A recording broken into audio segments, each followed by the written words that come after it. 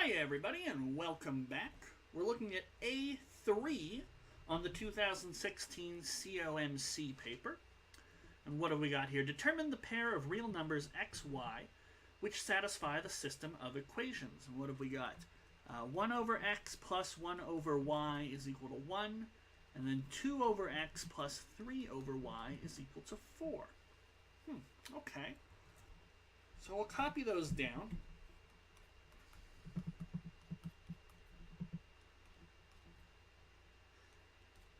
Now, one thing you could do, if you are maybe not the most comfortable with reciprocals, is you could introduce new numbers. You could say something like, let a be 1 over x and b be 1 over y. And then what have we got? Well, we've got a plus b is 1, and then 2a plus 3b is equal to 4. And this might be a bit more comfortable for you to work with.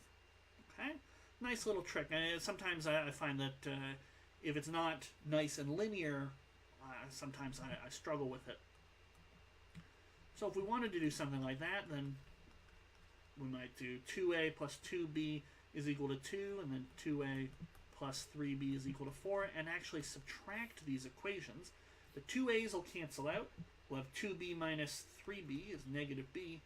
2 minus 4 is negative 2. So that tells me b is going to be 2. Then I can use that. We know that, for example, a plus b is 1. But then that's a plus 2 is equal to 1.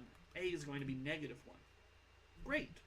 The only problem is I haven't answered the original question because, remember, a is 1 over x.